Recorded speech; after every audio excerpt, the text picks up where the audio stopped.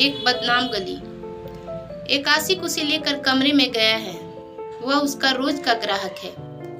वो तो उसके साथ मजे कर रही होगी। तुझे चाहिए तो थोड़ी देर ठहर जा, वह उसे निपटा कर आ जाएगी। उसकी इज्जत से खेलने के बाद भोला अपने ठेले को धकेलकर एक गली में घुमा दिया और आगे बढ़ने लगा। वह एक बदनाम गली थी। कई लड़कियां व औरतें खिड़की, दरवाजों और बालकनी में सज संवर कर खड़ी थी। कुछ लड़कियां खिलखिलाते हुए भोला के पास आई और ठेले में रखे सामान को उलट पुलट कर देखने लगी। वो वाली बिंदी निकालो, यह कौन से रंग की लिपस्टिक है? बड़ी डब्बी वाला पाउडर नहीं है क्या? एक साथ कई सारे सवाल होने लगे। भोला जल्दी जल्दी उन सब की फरमाइशों के मुताबिक सामान दिखाने लगा। जब भोला कोई सामान निकाल कर उन्हें देता तो वे सब उसे आंख मार देती और कहती, पैसा भी चाहिए क्या? बिना पैसे के कोई सामान नहीं मिलता।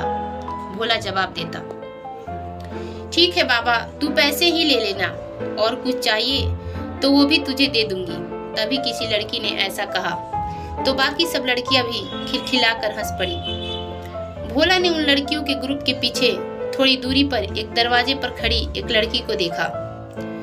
घनी काली जुल्फे, दमकता हुआ गोरा रंग, पतली आकर्षक देह।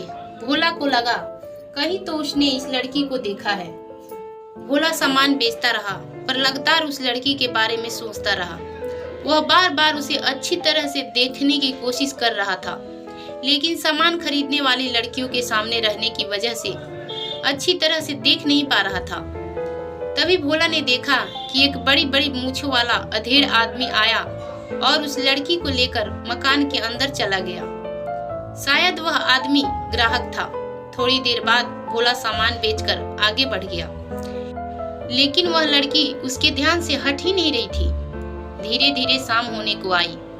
जब वह घर के करीब एक दुकान के पास से गुजरा तो उसने देखा कि दुकान पर भोला चाचा के बजाय काजल बैठी थी और ग्राहकों को सामान दे रही थी। यह देखकर उसे कुछ याद आया। आधी रात हो गई थी। भोला अब फिर उस बदनाम गली में था। उसकी आंखें उसी लड़की को ढूंढ रही थी।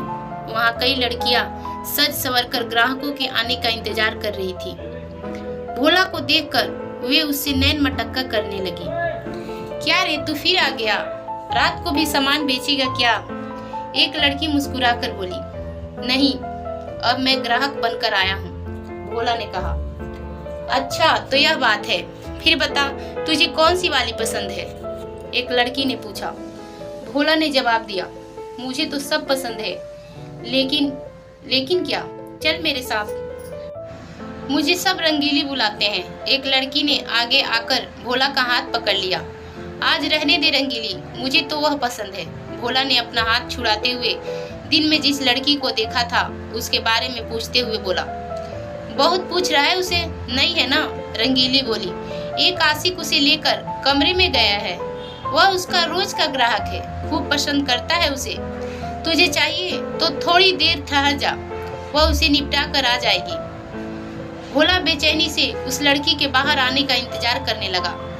तकरीबन आधे घंटे बाद एक ग्राहक कमरे से बाहर निकलकर एक तरफ चला गया। कुछ देर बाद उस कमरे से एक लड़की बाहर आई और दरवाजे पर खड़ी हो गई। भोला ने उसे देखा तो पहचान गया। वह वही लड़की थी जिसकी तलाश में वह आया था। जा मस्ती कर, तेरी महबूबा आ गई, रंगीली ने कहा। भोला उस लड़की के पास जाकर बोला, जब से तुम्हें देखा है तब से मैं तुम्हारा दीवाना हो गया हूँ, इसलिए अभी आया हूँ। तो चलो।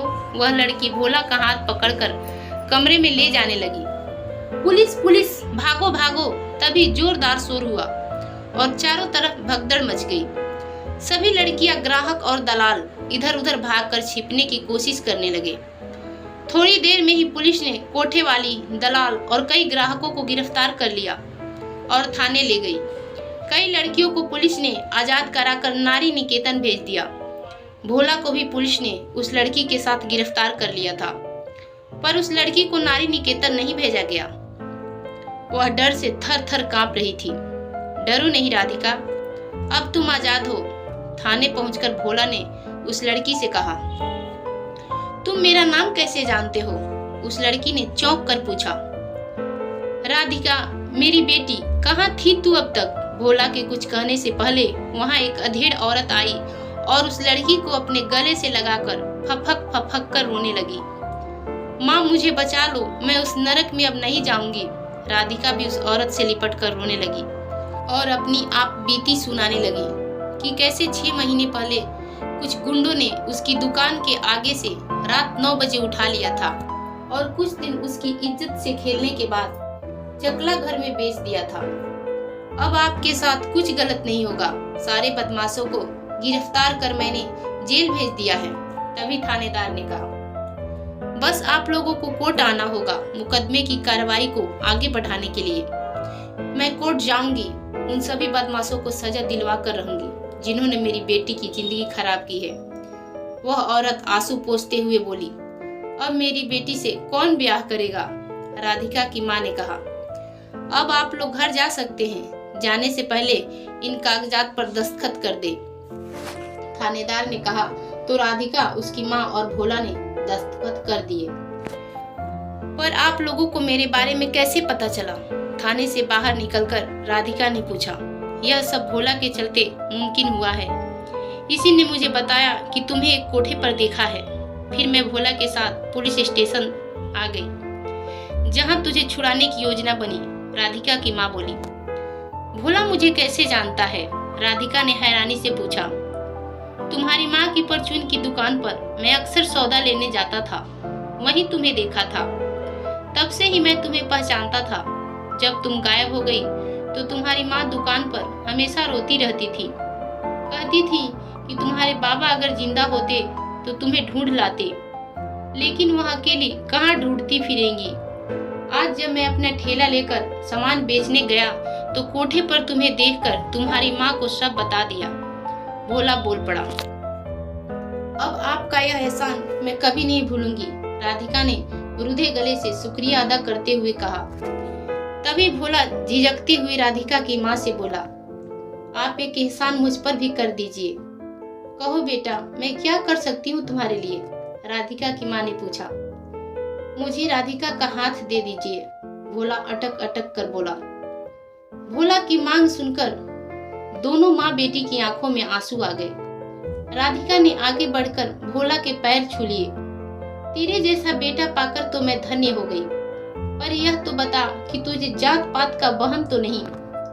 नहीं जी, हम गरीबों की क्या जाति, हम तो दूसरों के लिए हड्डी तोड़नी ही है। फिर यह जाति का दंभ क्यों पाले? राधिका, जो भी हो मुझे पसंद है, भोला तमक कर बोला। नई सुबह के इंतजार में उन तीनों के कदम घर की ओर तेजी से बढ़ने लगे। हेलो फ्रेंड्स, आप अगर भोला की जगह पर होते तो क्या करते? कमेंट बॉक्स में जरूर बताइएगा।